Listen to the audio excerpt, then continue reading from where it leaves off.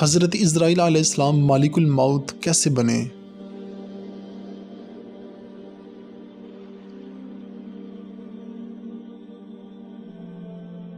حضرت عزرائیل علیہ السلام ہی وہ فرشتے ہیں جو انسان کی روح کو قبض فرماتے ہیں۔ روح قبض کرنے کی ڈیوٹی اللہ تعالیٰ نے حضرت عزرائیل علیہ السلام کے ذمہ لگا دی ہے۔ آپ نے ڈیوٹی حضرت عزرائیل علیہ السلام کو ہی کیوں دی؟ آپ ایک ہی وقت میں سینکڑوں اور کروڑوں روحیں کیسے قبض کر لیتے ہیں؟ کیا آپ حضرت عزرائیل علیہ السلام کو حضرت موسیٰ علیہ السلام نے تھپڑ مارا تھا؟ کیا انہیں کبھی کسی کی روح قبض کرتے وقت افسوس ہوا ہے؟ ان سب باتوں کو آج کی ویڈیو میں ایکسپلین کیا جائے گا۔ جب اللہ تعالیٰ نے حضرت آدم علیہ السلام کا پتلا بنانے کا ارادہ کیا تو حضرت جبرائیل علیہ السلام سے کہا کہ ایک مشک خاک زمین پر سے لے آؤ۔ اللہ تعالیٰ کے حکم سے وہ فوراً زمین پر تشریف لائے جہاں آج خانہ کعبہ موجود ہے۔ انہوں نے چاہا کہ ایک مشک خاک یہاں سے لے لیں، لیکن زمین نے انہیں قسم دی اور کہا، اے جبرائیل، خدا کے لیے یہاں سے خاک لے کر نہ جاؤ۔ اس خاک سے ایک خلیفہ پیدا ہوگا اور اس کی اولاد بہت ہی گناہ گار اور اس کا پھر مجھ پر عذاب بھی ہوگا۔ میں مسکین اور عذاب خدا کی طاقت نہیں رکھتی ہوں۔ اور پھر اسی طرح حضرت جبرائیل علیہ السلام واپس لوٹ گئے اور حضرت میکائیل اور حضرت اسرافیل سے بھی یہ کام نہ ہو سکا۔ پھر حضرت عزرائیل علیہ السلام کو یہ کام سونپا گیا۔ زمین کے انکار کرنے کے باوجود بھی انہوں نے کہا کہ اے زمین، تو جس کی قسم دیتی ہے میں اسی کے حکم سے مٹی لے جانے آیا ہوں۔ پھر انہوں نے ایک مٹھی مٹی لی اور عالم برزخ پر چلے گئے اور عرض کی، یا اللہ، تو دانا اور بینا ہے، میں نے یہ حاصل کر لیا۔ اللہ نے فرمایا کہ اے عزرائیل، میں اس مٹی سے خلیفہ پیدا کروں گا اور اس کی جان قبض کرنے پر میں تجھے مقرر کروں گا۔ پھر حضرت عزرائیل علیہ السلام نے کہا کہ یا رب، تیرے بندے مجھے دشمن سمجھیں گے۔ پھر اللہ نے فرمایا کہ اے عزرائیل، تم کسی قسم کا غم نہ کرو، میں تمام مخلوق کا مالک ہوں۔ دوستو، حضرت عزرائیل علیہ السلام کی شکل و صورت کے بارے میں تھوڑی سی گفتگو کرتے ہیں۔ ایک حدیث کے مطابق حضرت ابراہیم علیہ السلام اپنے گھر میں تشریف فرما تھے کہ اچانک گھر میں ایک خوبصورت نوجوان داخل ہوا۔ حضرت ابراہیم علیہ السلام نے فرمایا، اے اللہ کے بندے، تو کون ہے؟ اس نے کہا کہ میں مالک الموت ہوں۔ فرمایا، مجھے تمہاری چند نشانیاں بتلائی گئی ہیں لیکن کوئی بھی نشانی نظر نہیں آ رہی۔ تو مالک الموت نے پیٹھ پھیر لی تو آپ علیہ السلام نے دیکھا کہ ان کی جسم پر آنکھیں ہی آنکھیں تھیں اور جسم کے ہر بال نوکدار اور تیز تھے۔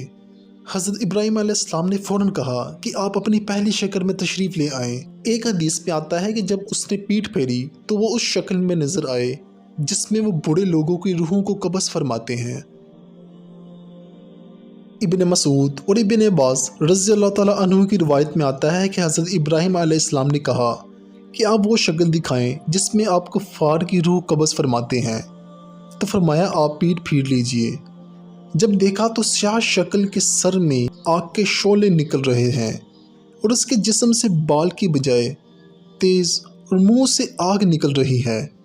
یہ دیکھ کر آپ علیہ السلام پر غشی طاری ہو جاتی ہے۔ حضرت ابراہیم علیہ السلام نے پوچھا کہ آپ مومن کی روح کو کیسے قبض کرتے ہیں؟ تو فرمایا کہ پیٹھ پھیر لیجئے۔ جب دیکھا تو آپ علیہ السلام کے سامنے ایک خوبصورت نوجوان کھڑا تھا جس کے کپڑے سفید اور جسم مہک رہا تھا۔ یہ دیکھ کر آپ علیہ السلام نے فرمایا کہ اگر مومن کو آپ کا دیدار نصیب ہو جائے تو اس کے لیے یہی کافی ہے۔ حضرت عزرائیل علیہ السلام کی شکل مومن کی روح قبض کرنے کے لیے اور جبکہ کفار مشرکین کی روح قبض کرنے کے لیے اور ہوتی ہے۔ حضرت ابو ہریرہ رضی اللہ تعالیٰ عنہ فرماتے ہیں کہ مالک الموت کو حضرت موسیٰ علیہ السلام کی طرف انسانی شکل میں بھیجا گیا۔ حضرت موسیٰ علیہ السلام نے مالک الموت کے منہ پر تھپڑ مارا اور ان کی آنکھ پھوڑ دی۔ پھر حضرت عزرائیل علیہ السلام اپنے رب تعالیٰ کے پاس جاتے ہیں اور عرض کرتے ہیں کہ اے اللہ، تو نے مجھے کس انسان کے پاس بھیج دیا جو مرنا ہی نہیں چاہتا؟ اللہ تعالیٰ نے حضرت عزرائیل علیہ السلام کی آنکھ کو درست فرمایا اور کہا، دوبارہ اس شخص کے پاس جاؤ اور کہو کہ اپنا ہاتھ بیل کی پشت پر رکھیں اور ہاتھ کے نیچے جتنے بال آئیں گے اس کے عوض انہیں 1 سال کی زندگی عطا کی جائے گی۔ حضرت اسرائیل علیہ السلام حضرت ابراہیم علیہ السلام کے پاس جاتے ہیں اور ان کو اللہ تعالیٰ کا فرمان سناتے ہیں۔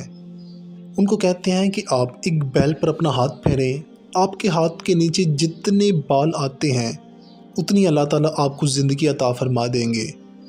اس کے بعد پھر حضرت ابراہیم علیہ السلام آپ سے پوچھتے ہیں کہ اس کے بعد کیا ہوگا؟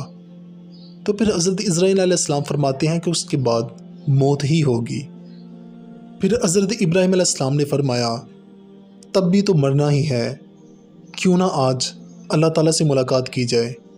تو حضرت ابراہیم علیہ السلام نے موت کو چنا۔ انہوں نے اللہ تعالیٰ سے دعا کی کہ مجھے ایک پتھر پھینکنے کے فاصلے تک مقدس سرزمین کے قریب کر دیا جائے۔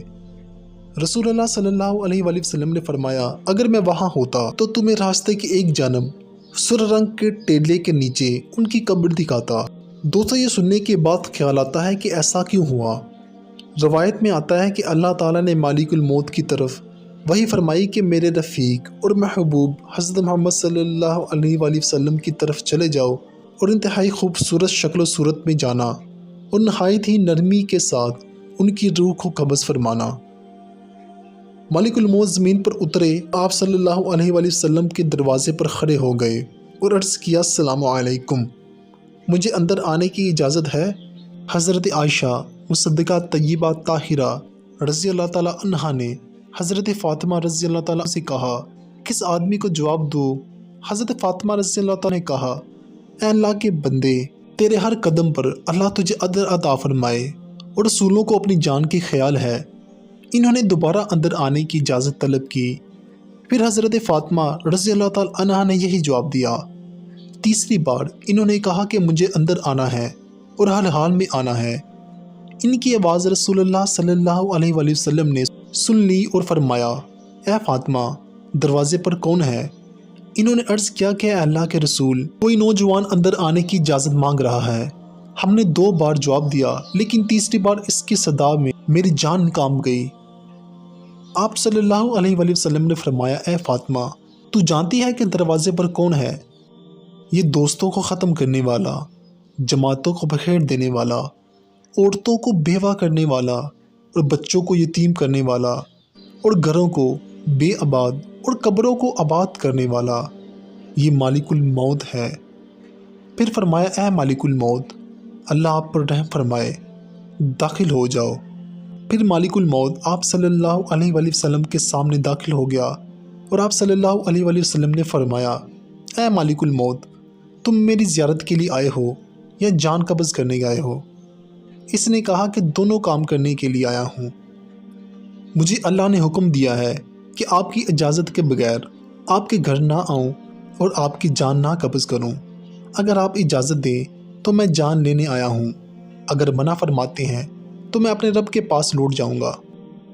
حضرت اسرائیل علیہ السلام نے عرض کیا یا رسول اللہ صلی اللہ علیہ وآلہ وسلم، میں بڑے بڑے بادشاہوں کو دیکھتا ہوں لیکن کسی سے نہیں پوچھتا، نہ اجازت طلب کرتا ہوں، لیکن مجھے اللہ تعالیٰ نے حکم دیا ہے کہ میرے محبوب کے گھر کے اندر جانے اور روح قبض کرنے کی اجازت طلب کرنی ہے۔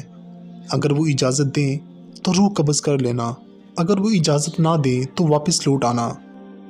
حدیث میں آتا ہے کہ خالق کائنات نے حضور اکرم صلی اللہ علیہ وآلہ وسلم کو یہ اختیار دیا کہ اے میرے محبوب، اگر ہمیشہ کی زندگی چاہتے ہو تو ہمیشہ زمین پر چلتے پھرتے رہو، اور اگر چاہو تو میرے پاس لوٹ آنا۔